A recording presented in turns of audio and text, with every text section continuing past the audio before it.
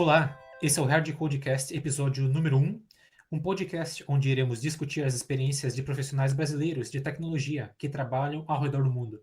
Eu sou Kelson, engenheiro de software, atualmente morando e atuando na cidade de Cork, no sul da Irlanda, cidade onde resido pelos últimos 5 anos. Comigo aqui está o Leandro. Olá, Leandro. Oi, Kelson, fala pessoal. Eu sou o Leandro, eu sou o ex-designer pesquisador aqui em Dublin e durante meu tempo fora do Brasil eu conheci vários compatriotas morando no exterior e sempre com histórias legais para contar sobre essa mudança de paisagem. E foi assim que começamos com a ideia de fazer esse podcast. Neste primeiro episódio, a gente trouxe o Diogo Henrique, que é de Recife, Pernambuco, que depois de um tempo trabalhando no Brasil, foi aprender inglês e se aventurar pela Irlanda. Depois de alguns invernos em Dublin, ele decidiu explorar terras mais quentes e partiu para uma nova aventura em Portugal. O Diogo é desenvolvedor mobile, com foco em Android. Hoje ele trabalha na software house InnoWave, em Lisboa, e vai contar pra gente um pouco das experiências boas e ruins de migrar como profissional brasileiro para o exterior. Vamos lá? Bora!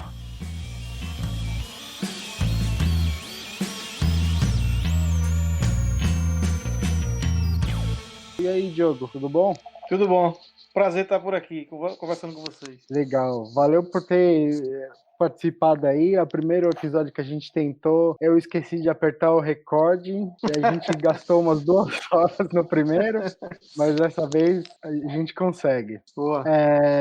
Primeiro, como a gente vai seguir uma ordem aqui, a gente queria saber um pouquinho dessa história, a sua história, onde você nasceu lá no Brasil, onde você estudou, aí como começou esse seu interesse por TI? Para ser sincero, foi bem assim, ao calhas, né? Eu estava trabalhando na área de comércio, estava trabalhando tipo na Laser Elétrica, que é uma loja de eletrodomésticos no Nordeste. E pronto, eu estava trabalhando lá e gostava muito de jogar videogame, aquela coisa, né? Então vou começar a fazer computação. Aí fiz e gostei. Gostei da área de programação, fiz ciência da computação, mas caí, né? Gostei muito da área de programação e comecei a estudar Android, Java e na época PHP até. Aí como é que meu primeiro emprego foi em ASP.NET, um Aham. estágio. A empresa me deu a oportunidade e eu aprendi ASP.NET e fiquei trabalhando com ele há alguns anos. E depois desse começo no Brasil, você começou a trabalhar, você começou a trabalhar com ASP.NET, e aí hoje você trabalha com desenvolvimento mobile, Foi. correto? Exatamente. Esse meu primeiro emprego era em ASP.NET.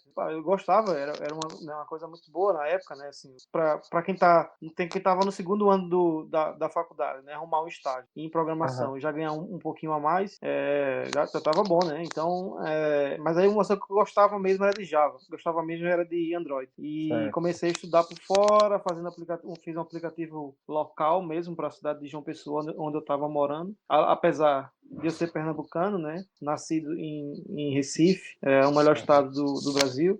Mas depois de alguns anos a gente teve que se mudar para João Pessoa, então pronto. Aí estava lá eu trabalhando com ASP.NET e depois eu fiz a ponte.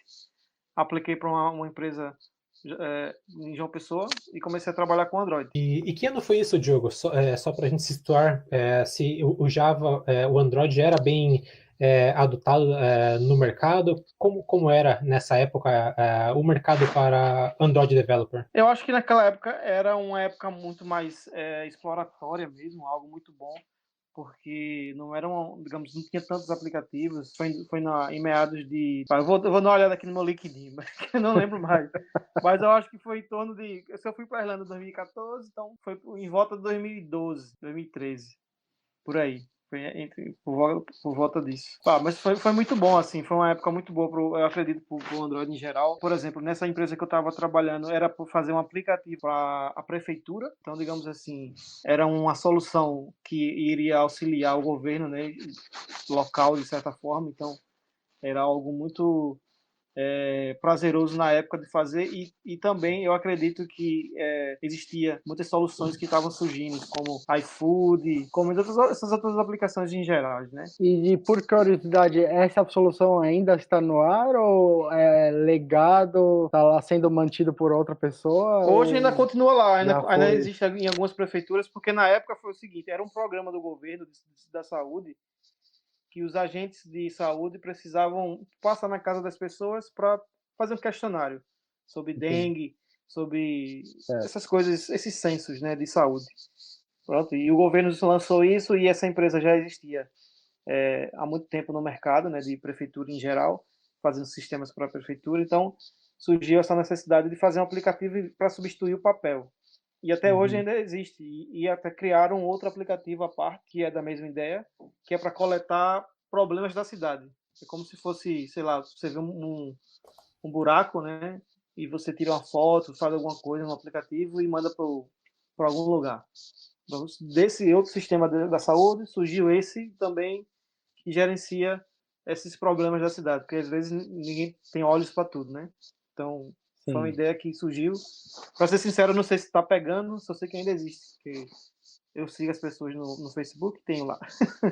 Sei lá, Que ainda está sendo está sendo mantido. mantido ainda. Então quer dizer que o código foi bem escrito, então. Para a primeira carreira, para o primeiro aplicativo, profissionalmente falando, eu acho que foi melhor do que o primeiro. Porque o primeiro foi um aplicativo indie muito básico para dizer se o ônibus passava naquela parada de ônibus e qual era a rota do ônibus.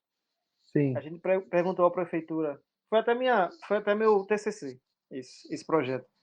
O meu primeiro projeto. Então, não existia Waze, não existia Movit, essas coisas, né, no Brasil naquela época. Então, era muito meio que perguntando, né, sabendo, esperando, né, aquela coisa.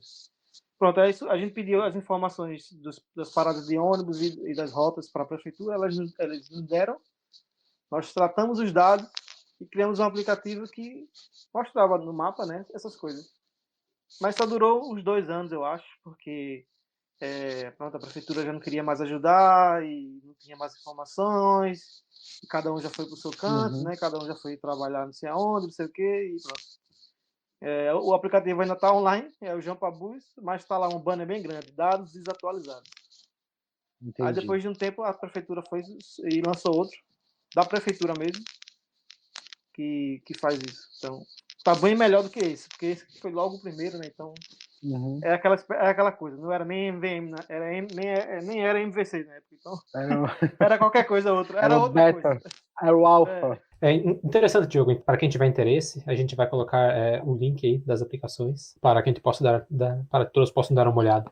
Então, Diogo, você comentou que foi mais ou menos durante 2 anos trabalhando com as tecnologias de desenvolvimento mobile em Android. Como foi arrumar o seu primeiro trabalho? Qual foi o período de transição, assim, de sair da universidade até você encontrar o seu primeiro trabalho? Bem, na época, como eu estava trabalhando ainda na área comercial, né, foi bem difícil, na verdade, né, porque você está naquele começo, né, querendo trabalhar sem experiência nenhuma, mas eu acredito que teve sorte. No caso, a empresa chama-se Data Public e eles foram pessoas muito legais, né, comigo, que me deram essa oportunidade de chegar e aprender uma nova linguagem e contribuir de certa forma, né, porque eu não sabia, né. Então foi muito difícil, foi assim, aplicando, né, mandando currículo, no caso não existia, assim, não era muito usado, né, o LinkedIn, então era mandando currículos naqueles grupos de e-mail do Gmail na época, naqueles grupos também de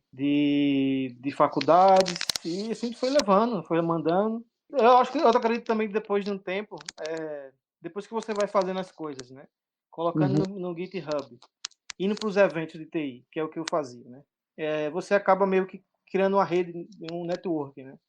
Então você acaba meio que tendo algumas pessoas que conhecem vagas e vão ali indicando. Foi nessas que também que eu acabei fazendo freelancers e acabei tendo um currículo um pouco maior, né? Então ajudou nesse sentido de arrumar um primeiro emprego em Android sem ter experiência e sucessivamente. Porque isso é uma coisa bem importante, né?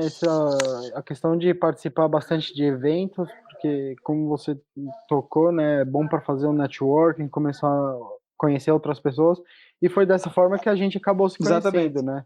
Foi num evento do Google que eu conheci você, conheci o Kelson, então, tipo, é bem legal para quem está procurando uma oportunidade, sempre estar ativo nessas comunidades, porque são pessoas que estão com as mesmas ideias, que têm os mesmos interesses, então é sempre bacana, assim, o pessoal é bem Exatamente. aberto. Né? E nesses eventos onde a gente começa a saber das vagas, né? Por exemplo, você vai conversando, tomando uma cerveja, um café, sei lá, alguma coisa, Tem vaga na minha empresa para X, tem vaga na minha empresa para Y. Eu lembro que na Irlanda, quando a gente ia para os eventos, era meio que assim também, né? Sim. A empresa X tem vaga, a empresa Y tem vaga e pronto. Inclusive, em muitos eventos, recrutadores estão lá justamente para tentar a contratação de vagas para o preenchimento delas. Eu mesmo, em muitos desses eventos, tiveram várias oportunidades de contato diretamente com os recrutadores. Então, é muito interessante, sim. Vale bastante a pena mesmo. Aí, depois dessa experiência aí, você trabalhou no Brasil, comentou a fazer a sua bagagem ali de desenvolvimento, aí você despertou esse interesse de ir para fora do Brasil, foi alguém que te contou dessa experiência fora do Brasil, foi você que começou a ir atrás dessa informação, como isso foi acontecendo para você? Bem, basicamente, eu comecei a ver alguns vídeos no Facebook de algumas pessoas trabalhando, né, em outros países, trabalhando em Londres, Estados Unidos, e eu pensei, poxa, achei legal, né? Pode ser que dê certo para mim também. Aí comecei a olhar. Na verdade, eu não tinha assim, não tinha esse interesse de sair do país. Pá, no Nordeste ali já tá bom demais, né? Praia, sol. Realmente, sair do Brasil para quê? Mas pronto, eu senti aquela necessidade e foi em 2013, 2014.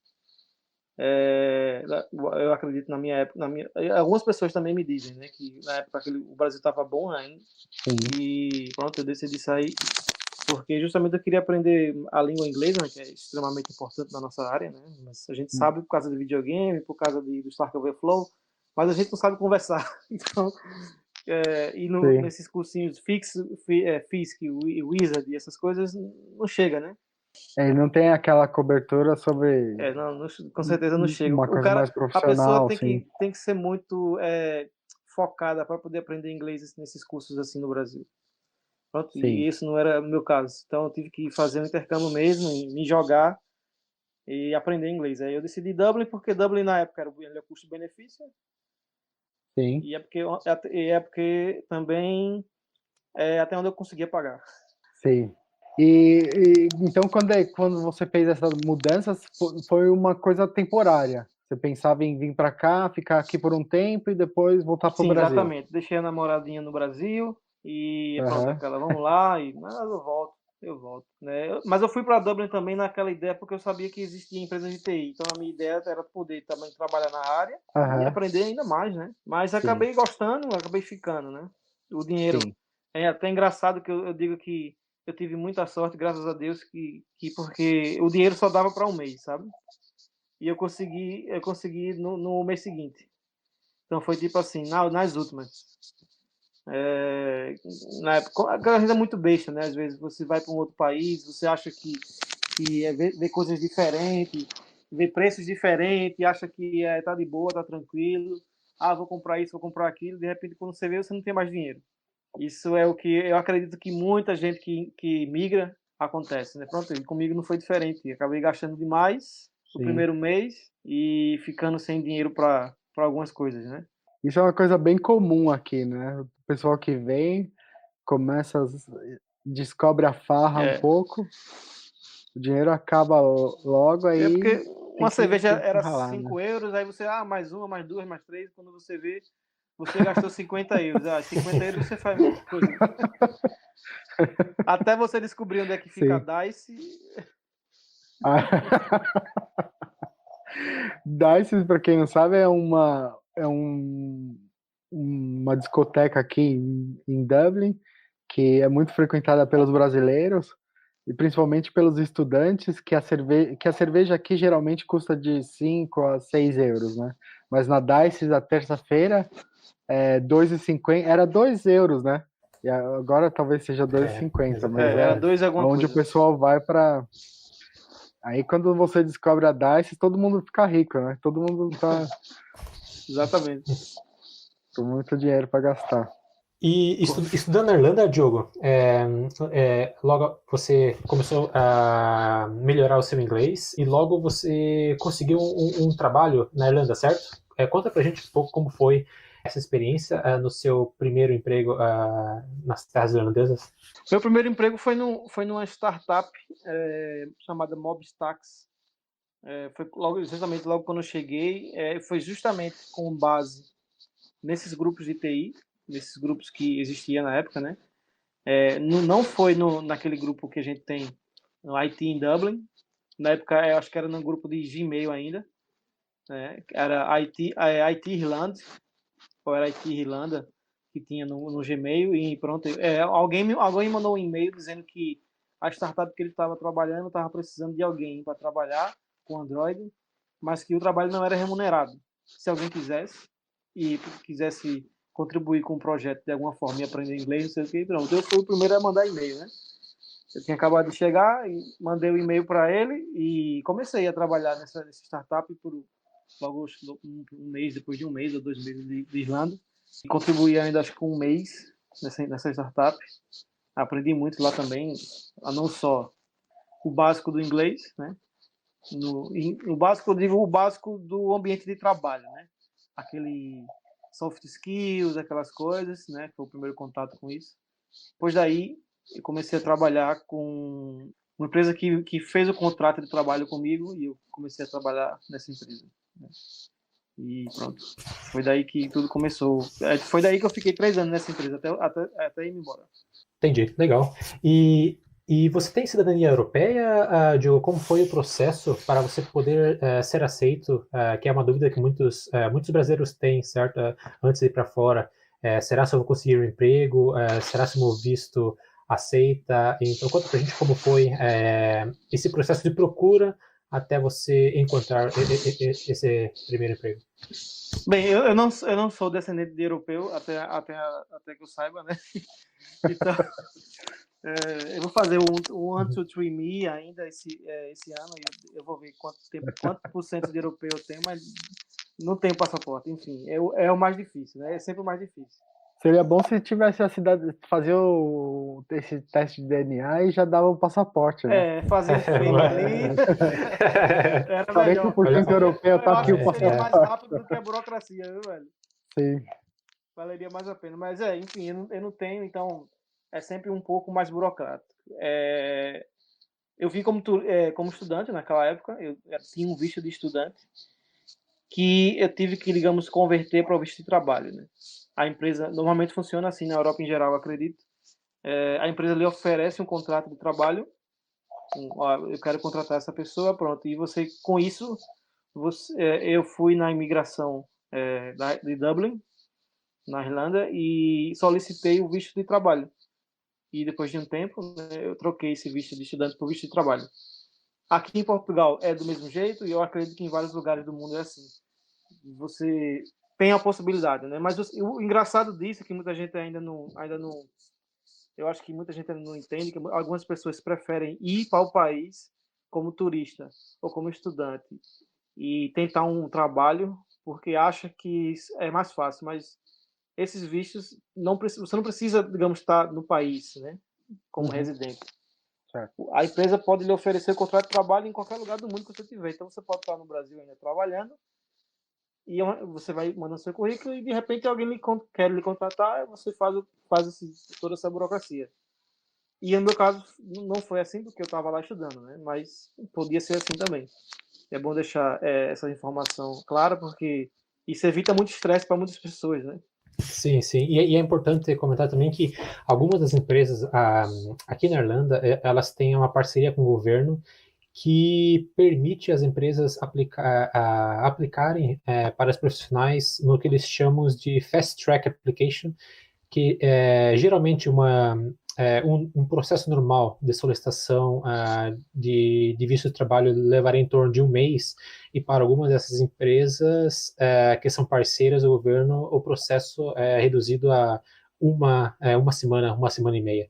Então é bem interessante também. E no seu caso, Diogo, o que é interessante falar é que se você conseguir o primeiro pé na porta da empresa, certo? E a empresa, como um estudante, como part-time, e as empresas aqui em geral começam a perceber o talento e fica muito mais fácil essa transição de estudante para a full-time employee, certo? Qual foi o período que levou, no seu caso, essa transição de aplicação, Diogo? Foi um período longo? Eu acredito que foi em torno de 2 meses. 2 Se eu não meses. me engano, foi em torno de 2 meses. Não foi muito rápido, mas foi em torno de 2 meses. Na época eu acho que era uma época que tinha muita gente aplicando ou algo assim. Na minha época, eu escutava pessoas dizendo que o deles tinha demorado 1 semana, os outros tinham demorado 3 semanas, mas o meu foi em torno de 2 meses. Legal, legal. E quais as tecnologias que você trabalhava nessa experiência na Irlanda, Diogo? Você era também lá, imagino que você era um mobile developer também, especializado em Android? Sim, exatamente. Eu era um desenvolvedor Android nessas últimas experiências antes do Brasil. Na Irlanda também foi um desenvolvimento mobile. Android e depois de um tempo, né, na Irlanda foi com iOS também. Eu adquiri, né, digamos, essa experiência com iOS nessa empresa.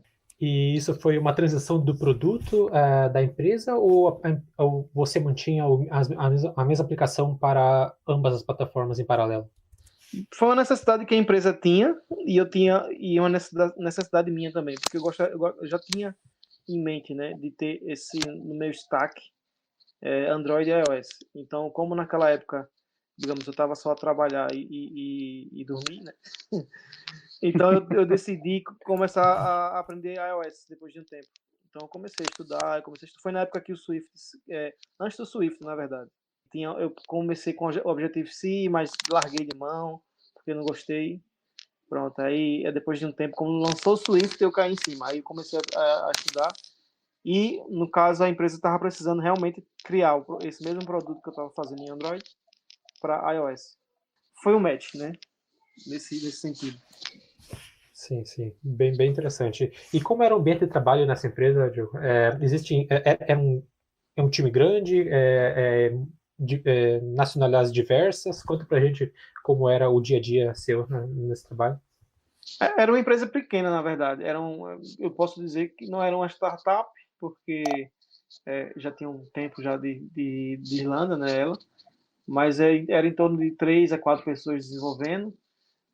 Tinha um paquistanês, tinha um indiano, tinha um irlandês, depois entrou outro brasileiro, o José, que é até amigo nosso também aqui de convívio. Sim. E o time era pequeno, era isso mesmo, era uma empresa pequena que fazíamos softwares para a Irlanda de forma mais, de um ambiente mais esportivo. Era para aplicativos para futebol gaélico, para quem gostava de futebol gaélico, para quem gostava de rugby e dessas coisas nesse sentido. Ah, legal. E falando um pouco da Irlanda e mais especificamente de Dublin, qual foi a sua experiência lá, Diogo? Você gostou da cidade? Quais os pontos positivos e negativos tem para compartilhar conosco? Eu sou de Recife, do Nordeste, então assim, foi muito complicado. Foi muito complicado no começo. Eu vi muitas pessoas indo embora porque não estavam aguentando frio, que não era do Nordeste até. Mas pronto, cada um tem o seu limite, né? Cada um tem o seu jeito.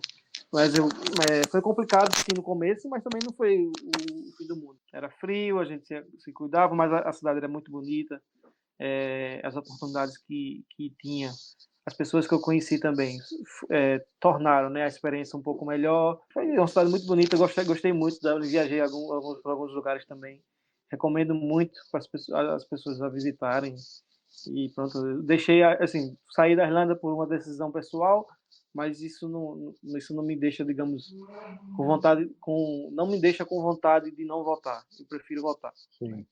E passar um tempo, com certeza, com a galera aí, tomando e fazendo alguma coisa e visitando outras coisas também que eu não tive a oportunidade de ver. Legal. Uma coisa que a gente tocou um pouco no assunto foi sobre as comunidades, certo? Em Dublin, especificamente, existe uma vasta gama de comunidades de TI, eventos, meetups, quase que, diria, diários. Quais foram suas experiências com esses eventos? Como o Leandro mesmo comentou, a gente acabou se conhecendo em um desses eventos, que foi no Google. Mas, com relação a você em geral, Diogo, você tem muita participação nos diversos eventos de lá? Como foi a sua experiência, de uma maneira geral? Nesse quesito, eu acredito que foi muito positivo, porque, pronto, eu acredito que, como eu já tinha essa vontade, né, e essa coisa de ir para eventos no Brasil, então foi muito natural da minha parte começar a procurar isso na Irlanda também. E é como tu falou, existem eventos quase todos os dias, e existe o nosso de brasileiros em geral também, a cada uma vez no mês. Foi muito bom, conheci muitas pessoas interessantes, vagas, oportunidades. Tem amigos que eu ainda tenho hoje, né? E tem inclusive pessoas que estavam na Irlanda na época, que era do grupo, que estão aqui em Portugal também. Enfim, são nesses eventos que a gente conhece pessoas e faz amizades que consegue, dependendo da pessoa, a gente consegue levar por um bom tempo na vida ainda, né? E com certeza indico muito às pessoas que queiram ir para qualquer país imigrar, procurar primeiro os grupos de TI, os grupos que são relevantes do gênero, porque isso ajuda muito, isso traz um bom, um bom know-how para saber se você deve imigrar, se você consegue, se você vai se adaptar ou não. Certo. E tirando isso também é sempre a comida de graça, né? Comida Pois é, de sempre tinha graça. aquela pizza de graça, aquele GDG do Google que sempre tinha pizza, né? Eu tinha um projeto antes que era um blog que era como sobreviver em Dublin sem gastar muito dinheiro. Era participar de muito dessas comunidades, participar muito desses eventos e acabar sempre comendo pizza, tomando uma cervejinha, né? Tipo, bem legal também. Tinha coisa lá que às vezes não era nem muito da minha área, assim. Eu ia em evento de Java, que não é muito a minha praia, mas eu ia lá só comer pizza mesmo e tomar cerveja. E para os ouvintes, é uma prática muito comum aqui, que nesses eventos sempre tem pizza, cervejas gratuitas, muitas vezes camisetas, então sim, pois é muito comum encontrar muitas pessoas que nem na área de tecnologia são, e estão lá mais pelo networking e pela cerveja gratuita. E para ganhar os prêmios também, como a gente ganhou naquela vez no Hackathon. É verdade. É verdade. A gente participou de bastante hackathon, né? Hackathon também é uma outra coisa legal, porque você sempre está envolvido dentro de um time e você acaba conhecendo pessoas com outros backgrounds, você começa a discutir os projetos. Muitas vezes, é lógico que o interesse sempre é de ganhar um hackathon, mas a gente acaba aprendendo bastante, né? Principalmente essa pressão do projeto de fazer uma apresentação depois. Então, também eu recomendo, né? É um negócio legal. O que a gente pode fazer é deixar uns links depois sobre as comunidades brasileiras que tem aqui do IT em Dublin e principalmente de uns meetups que são bem interessantes da galera participar se você está aqui na Irlanda ou para quem está pensando em vir para cá e quer encontrar uma galera que tem mais ou menos uma mesma ideia, acho que é uma boa também. Então, como a gente deu uma explorada nesse assunto Irlanda agora, depois de uns invernos temerosos, né? Você falou assim, eu quero um pouco de sol, quero um pouco de praia, quero tomar água de coco, usar chinela havaiana, camisa regata. Aí você falou assim, eu vou para Portugal. Exatamente. Foi quase lá, foi quase. Quando você decidiu para Portugal, assim, como foi esse processo todo lá? Bem, eu já estava naquela fase muito homesick da Irlanda, né? Tava realmente com muita vontade de voltar para o Brasil. Eu sempre ia todos os anos, né? E era muito divertido e gostava muito. Pronto, eu estava com aquela vontade de voltar só que eu queria voltar e não, né?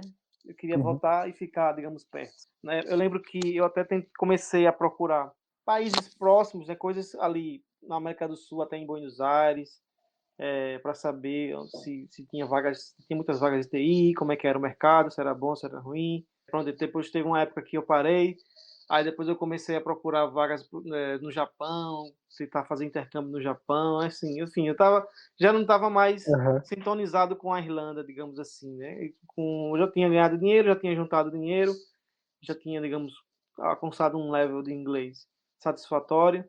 Então pronto, então chegou, acho que eu já via que já estava chegando a hora. Então eu decidi ir para Portugal pelo simples fato de ser mais perto do Brasil, tá 7 horas e meia, né, do Nordeste ali para Lisboa.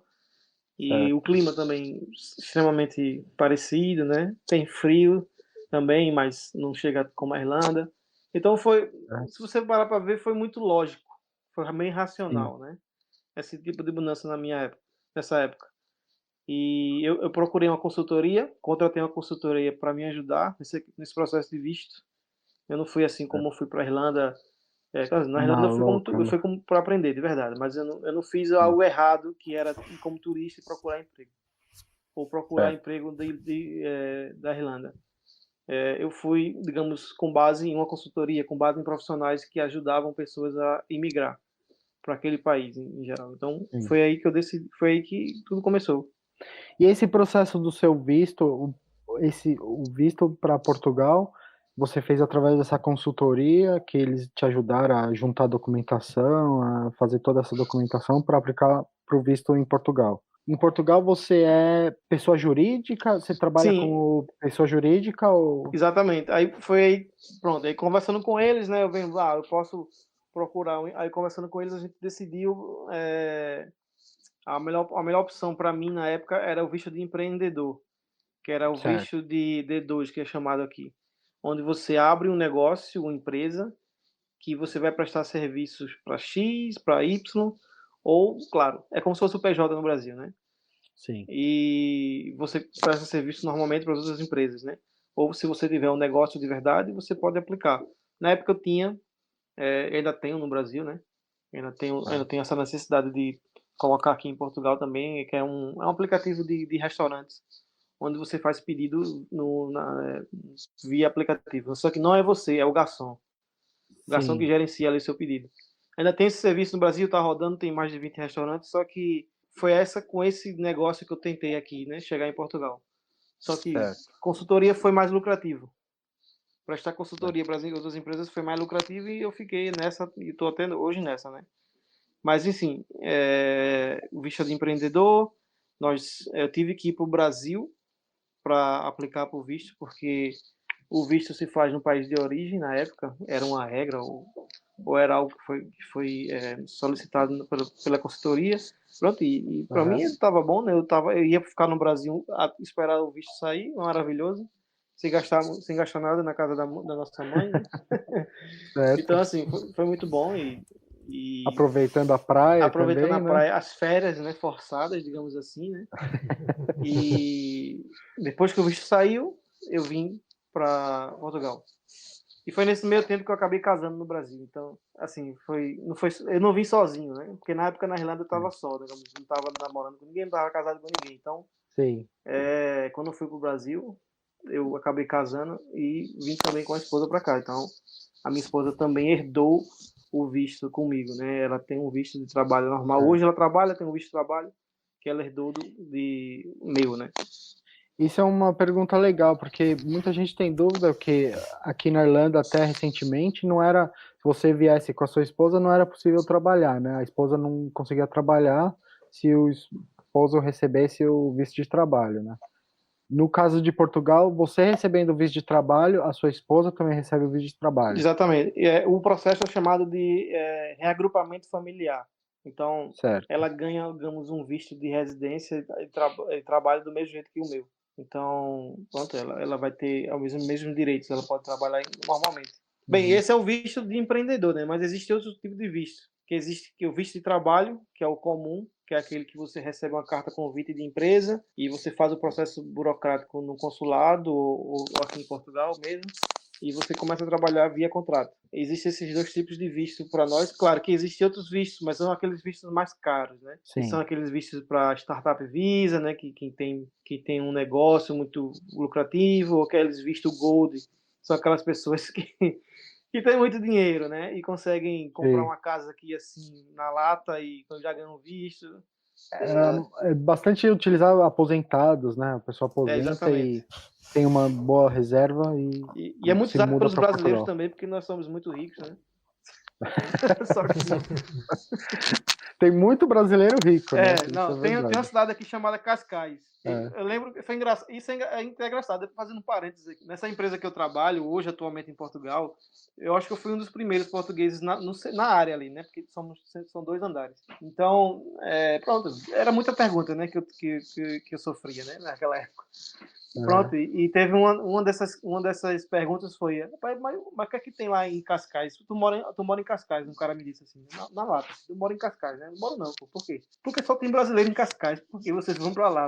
Porque é perto da praia, pô, é perto da praia, entendeu? A gente não quer sair da praia não, mesmo morando fora, a gente não quer sair da praia não. A pessoa mora muito longe da praia e começa a ficar meio atordoada, né? Ela não tem senso de orientação. E são os brasileiros que têm muito dinheiro, porque lá ainda é mais caro. Então, pronto. Cascais é, como ele chama de Cascais, né? Cascais. Cascais. Pois é. Entendi. E agora você tá trabalhando em Portugal, né? E você está trabalhando numa empresa como mobile developer também, né? Exatamente. Foi graças a depois que eu esperei o visto sair no Brasil, vim para cá, comecei a trabalhar nessa empresa atualmente que eu estou há, acho que já vai fazer 2 anos. Trabalho como desenvolvedor Android e iOS nativo. Então você trabalha com Swift e com Java, né? Não, com Kotlin já. O Java... Kotlin. E para quem tá começando, assim, eu vou começar desenvolvimento mobile, você diria, começa com Kotlin, começa com Swift, nem perca o seu tempo com tecnologia legada, não vale a pena. Aprende Não vale a pena. Assim, se quem gosta muito de mobile, né, tem que começar a trabalhar de forma nativa. Eu recomendo, é uma recomendação em geral, trabalhar com Kotlin para Android e Swift para iOS. E as empresas, as próprias empresas encorajam isso, né? Se você entrar no site do Google hoje, no googledevelop.com, androiddevelop.com, você não vê mais, assim, você vê tabs, né, de Java e Kotlin, né? Mas até os vídeos que eles fazem nos canais do YouTube já fazem Kotlin. Então, assim, já existe uma massiva campanha das empresas para usar o Kotlin e para usar o Swift, as linguagens novas, né, da plataforma. Eu não recomendo híbrido porque acaba você, uma hora ou outra, você acaba tendo que fazer nativo. Então, E é isso que eu ia te perguntar, Diogo, porque eu, anos atrás, eu tive uma experiência longa até com Cordova, né, não sei se você conhece, e que é justamente para desenvolvimento híbrido. Mas eu acabei, com o tempo passou, hoje eu migrei mais para um System Admin DevOps e acabei não acompanhando muito bem essa área. E hoje, você diria que o desenvolvimento híbrido de aplicativos está em baixa, sendo os nativos o que está tocando o barco hoje, ou você diria que ainda existe mercado para ambos? Eu acredito que existe mercado para ambos, mas infelizmente, né, o mercado híbrido ainda não ainda está em ascensão, digamos assim, né? Tem muita vaga para híbrido também.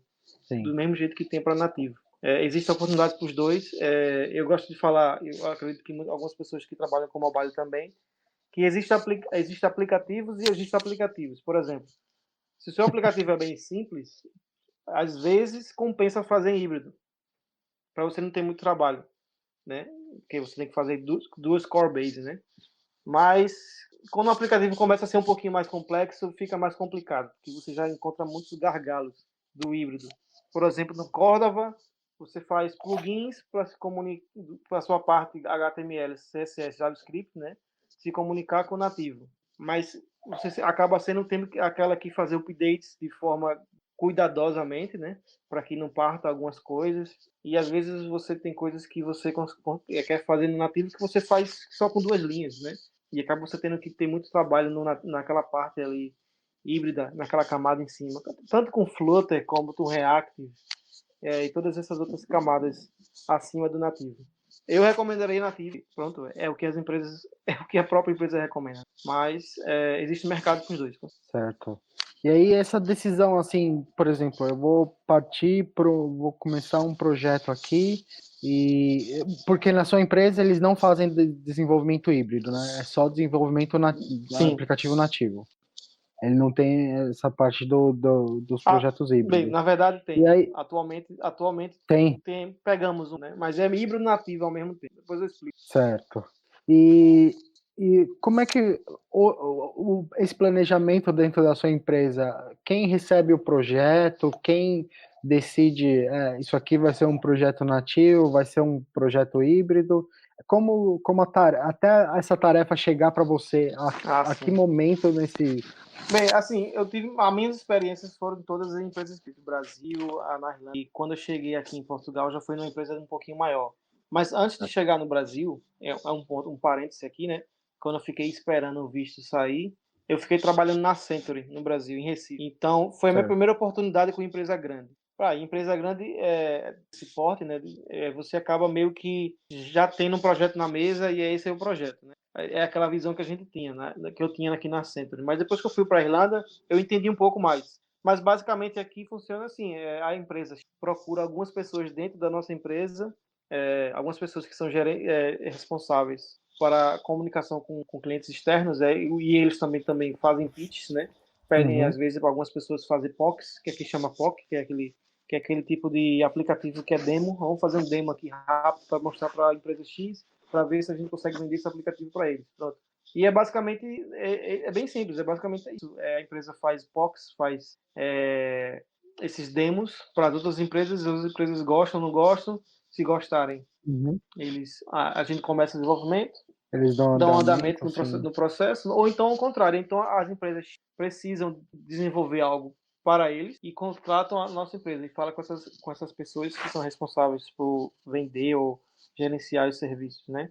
Nesse caso, nesse projeto atual que eu estou, foi assim, é uma empresa nacional na parte de fornecimento de energia, que é a EDP, e eles têm um aplicativo e eles gostariam de fazer atualizações desse aplicativo. Pronto. Então a gente teve que pegar esse código dele e atualizar.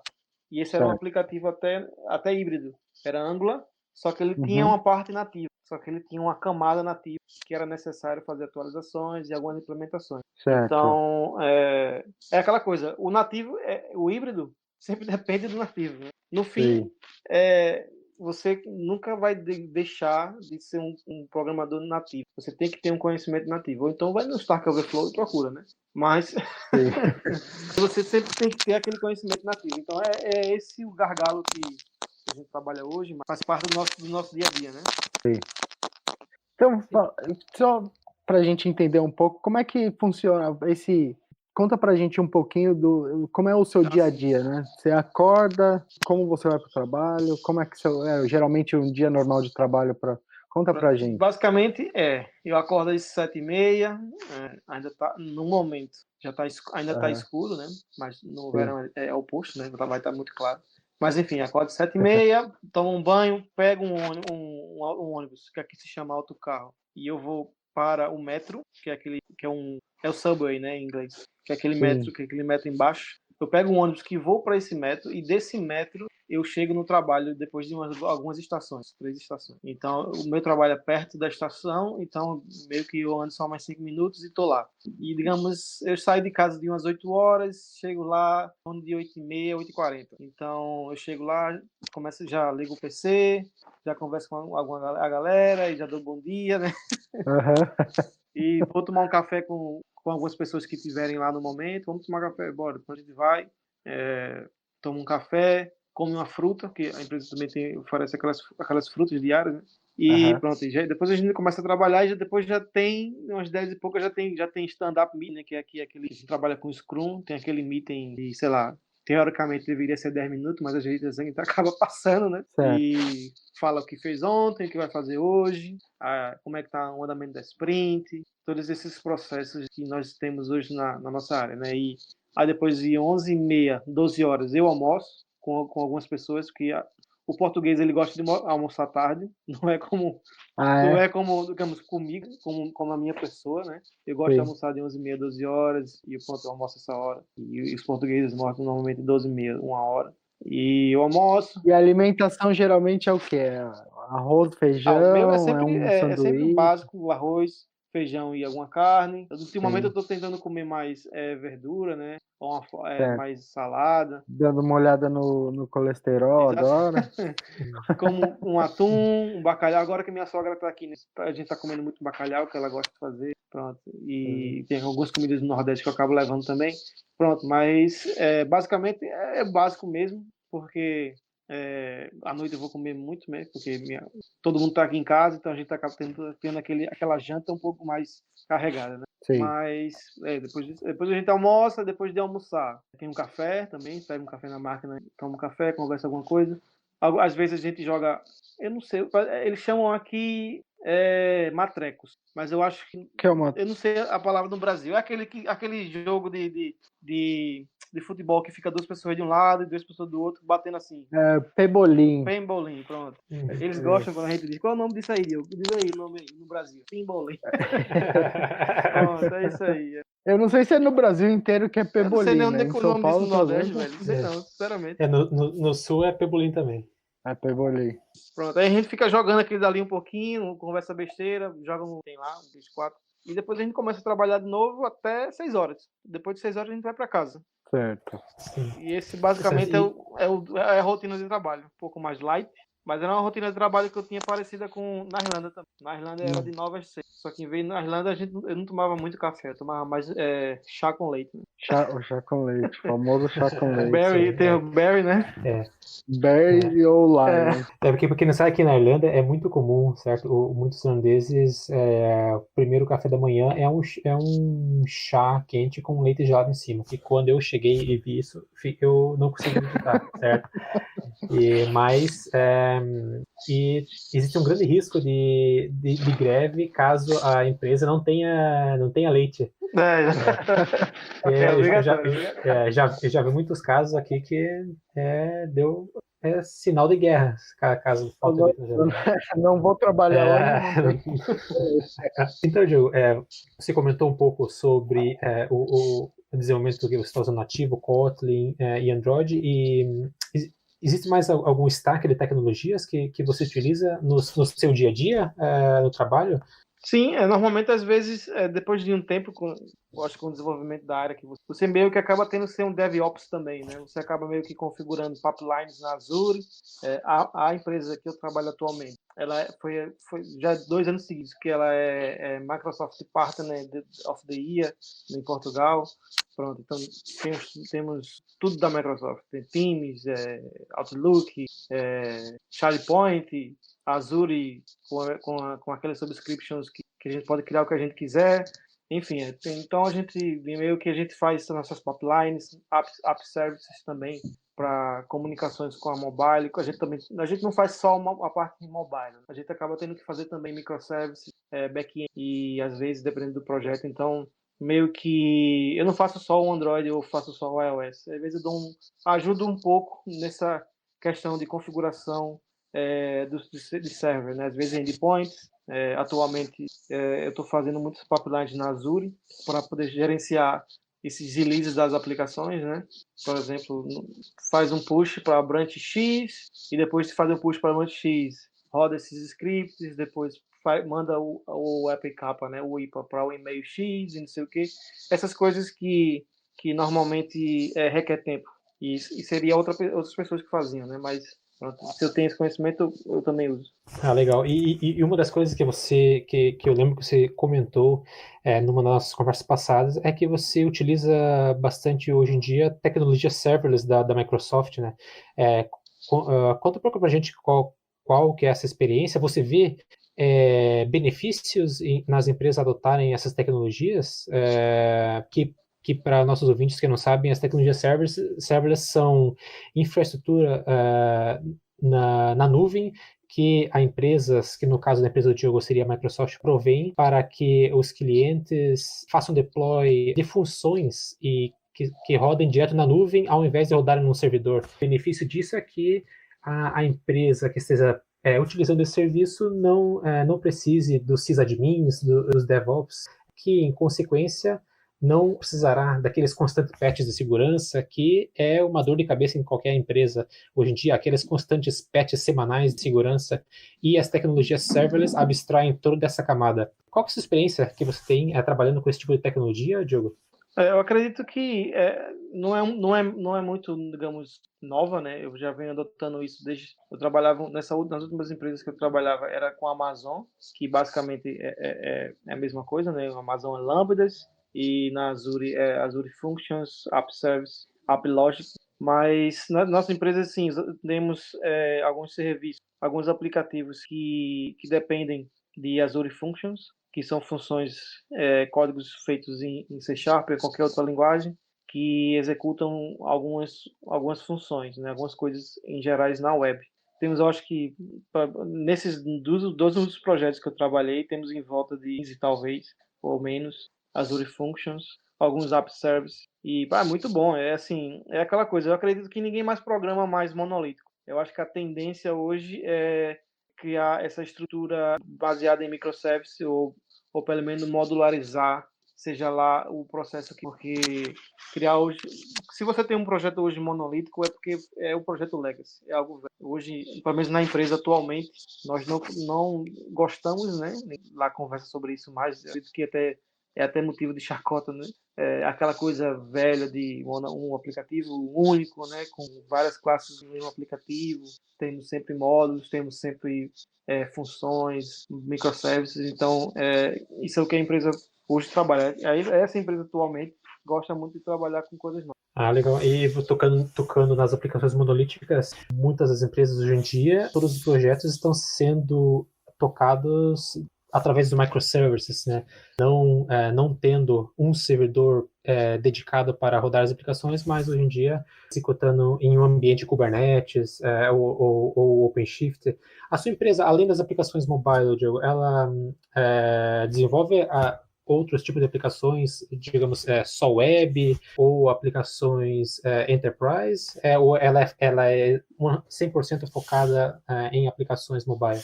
Não, ela na verdade, eu posso dizer que é um soft house. Ela tem vários setores diferentes, eu acho que somos em torno de 300 pessoas. Tem escritório em Lisboa, tem nos Estados Unidos, eu acho que em Berlim. Bem, assim, tem muitas nuances, né? Tem setores de Salesforce também. E eu descobri até hoje, né? Até hoje não, na sexta-feira passada, que o cara que sentava na minha frente, que faz Salesforce, é de Pernambuco também.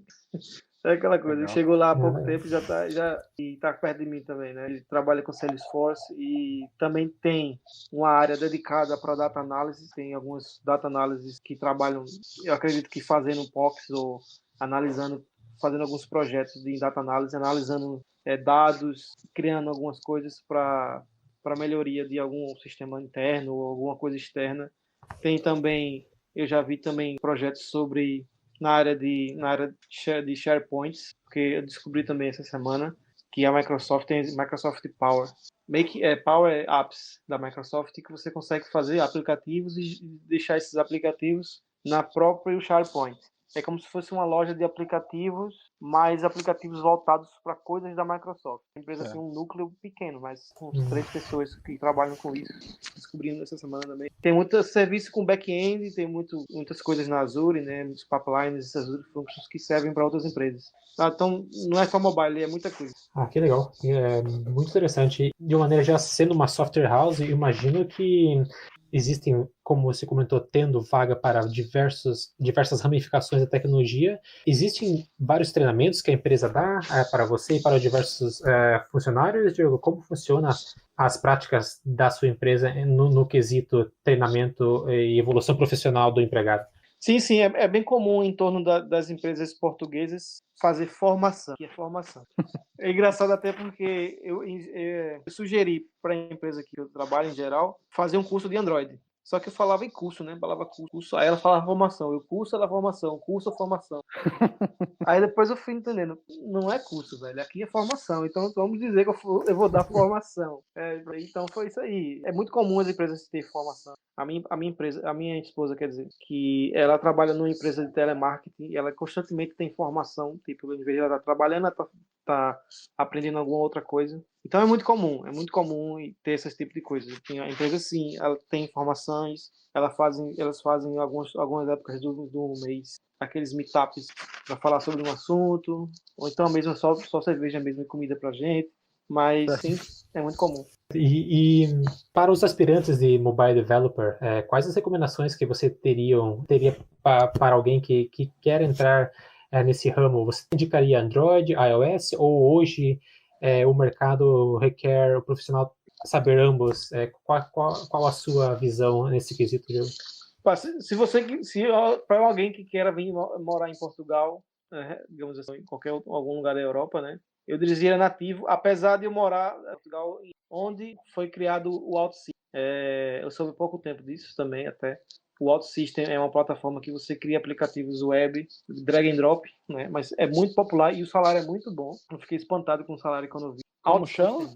OUTSystem. É muito famoso esse negócio no meio híbrido, e eu não fazia ideia, né? Porque quando você está numa área focada, você só foca naquilo. Sim. Pronto. Mas com certeza eu recomendo trabalhar na área nativa, porque tem muita vaga, tem muita oportunidade, não só aqui, mas na Irlanda, Londres, seja lá onde for, sempre tem.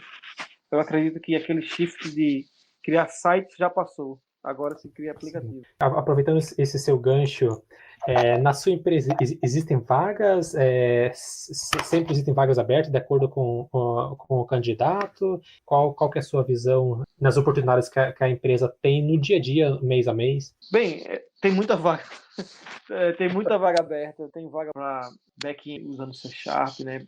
Majoritariamente, né? Mainly. Tem vaga para QA, tem muita vaga. Sinceramente, tem muita vaga. E isso não é uma particularidade da minha, é uma particularidade do mercado em geral. Eu acredito que Sim.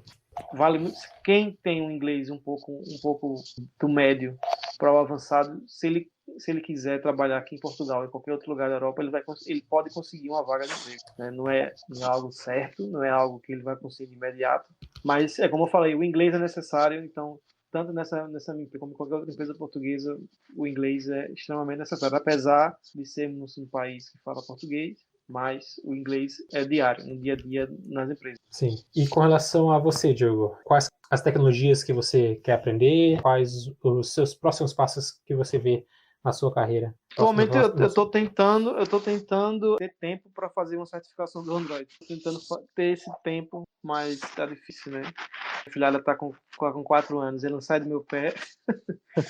E sempre tem jeito. Foi um dos benefícios de vir para Portugal, né? Eu acredito que é o resultado. Esse ano que passou, praticamente aqui em casa nunca deixou de ter ninguém. Sempre teve alguém da família. Era um tio, era um primo, a cunhada, eu não sei o quê. Então, assim, isso foi uma coisa que eu não tinha na Irlanda, né? Não tinha condições nenhuma de fazer isso. Só do Brasil para chegar na Irlanda era 18 horas por aí. Né? Não tem voo direto, então isso era uma coisa que não tinha na Irlanda, mas aqui no Portugal a gente já tem, então esse convívio com a família é muito mais fácil, então acaba no caso tendo menos tempo para fazer essas coisas extras, mas o meu objetivo é sim continuar na área do mobile, me especializar ainda mais, fazer uma certificação Android, quem sabe fazer alguma especialização, seja lá de alguma coisa que eu precise na parte acadêmica, porque quem sabe um dia eu posso voltar para o Brasil e ser professor. Então já tenho um plano B, né? Legal, uma boa ideia. Seria justamente isso. Na questão da certificação, você acha que é um passo importante, assim, ele é um... Chega a ser um passo importante, ser sincero. Não é eliminatório em nenhuma entrevista, pelo menos eu nunca vi. A última pessoa que eu participei de uma entrevista nessa empresa que eu tô, ele não tinha nenhuma certificação, mas ele trabalhava com o React e trabalhava com Android meanwhile, sabe assim. Ele era aquele cara que era esforçado, né? Eu achei ele muito legal, tá até hoje trabalhando com a gente em 4 meses, e assim, é um cara que tá dando muito sangue para o projeto. Sim, então, assim, legal. Certificação às vezes não importa muito, mas chega uma hora que você sente a necessidade de fazer, mas não é classificatório. Sim. Tem uma dúvida que o pessoal sempre tem, né? Que assim, tem muita gente que termina a faculdade, vem para cá, não tem muita experiência no Brasil e acaba tendo uma certa dificuldade em encontrar emprego, né? E a minha visão que eu tenho é assim, as vagas que existem, né, quando a empresa está disposta a patrocinar o visto, geralmente ela está em busca de um profissional que tem mais experiência. Eu não sei se todo mundo vê desse jeito, né? E que você acha? Tem lugar para esse profissional que acabou de se formar e já está querendo sair do Brasil? Ou você diria que é melhor ele pegar um pouco de experiência lá e depois partir por uma experiência no exterior? Eu acredito que é como eu compartilho do mesmo pensamento. Eu acredito que não é vantagem para a pessoa que está no seu país de origem sair do seu país de origem só porque ele acabou de se formar ou com um ano de experiência ainda, né? Eu acredito que as empresas aqui sim, elas não vão contratar pessoas que estão júnior, né, na área. Pá, às vezes existe essa possibilidade, né? Claro, né? A gente não vai dizer que é impossível, mas são muito pequenas, são muito poucas. Normalmente as empresas que preferem investir em profissionais do exterior preferem investir em profissionais que saibam bem o que fazer, até porque o processo de visto nunca é do dia para a noite. Então, a pessoa tem que, digamos, trazer muito benefício para a empresa. Então, um júnior dificilmente vai trazer esse benefício para a empresa, né?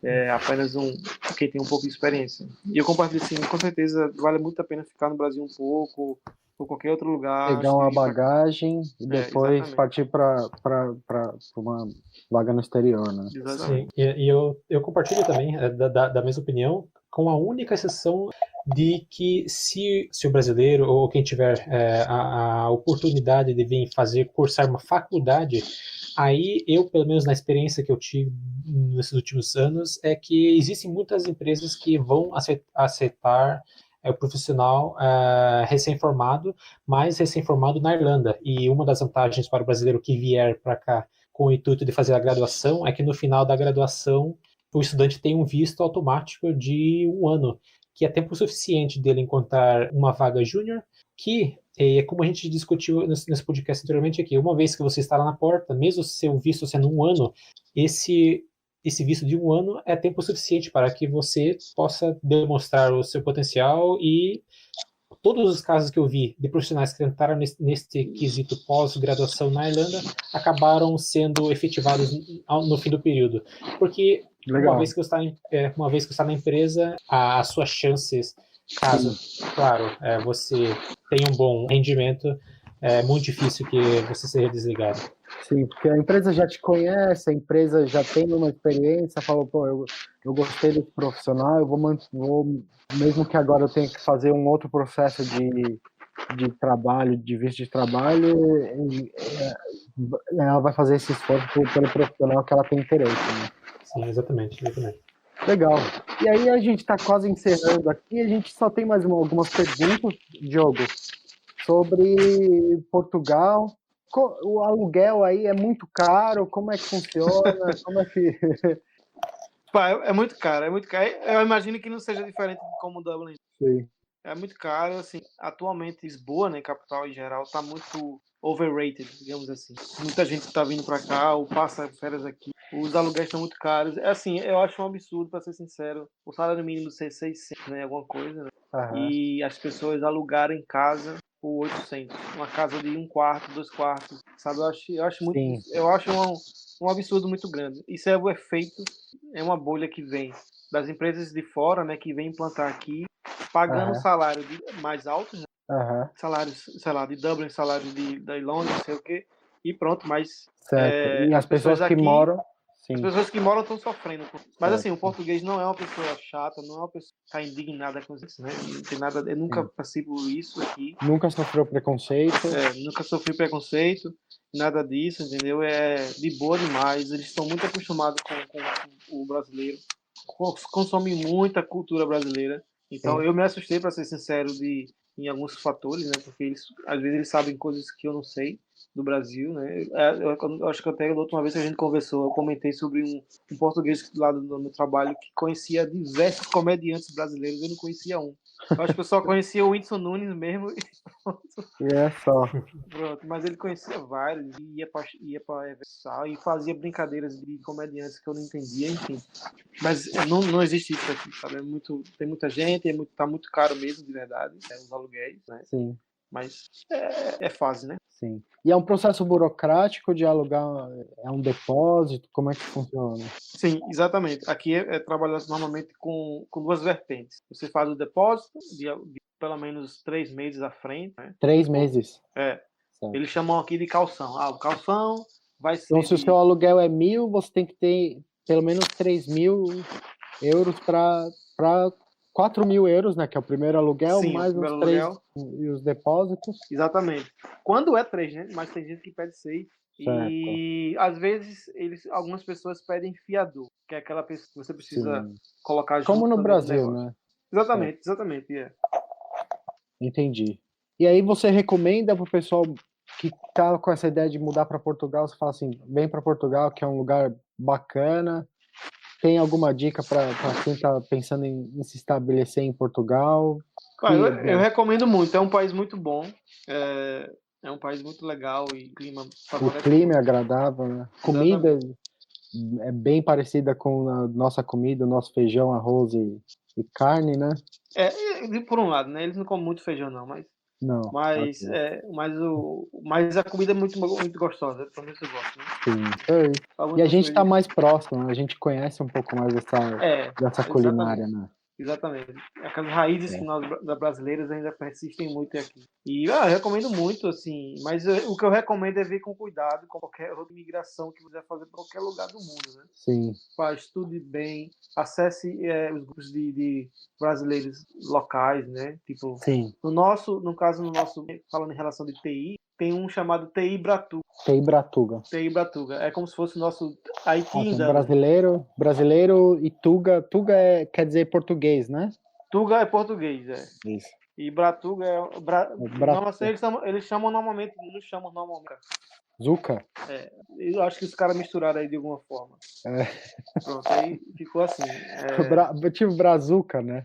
Tipo Brazuca, exatamente. Nesse grupo é onde você consegue encontrar relatos tipo X, visto Y. É aquele grupo padrão de imigração para TI. Fora esses grupos, tem outros brasileiros em Lisboa, brasileiros em Porto. Eu recomendo muito quem quiser vir antes fazer uma boa pesquisa nisso. Uhum. E se for de TI, não vim para Lisboa. Apesar de eu estar morando aqui em Lisboa, né? Eu não viria para Lisboa hoje. Eu não viria, com certeza não. Eu iria ou para Porto ou para Coimbra. Sabe? Sair daquela zona centrão daqui de Lisboa. Sair daquele centro e ir para um pouco mais para fora. Por quê? Os aluguéis lá estão melhores. E o salário é quase a mesma coisa. Se brincar a mesma coisa.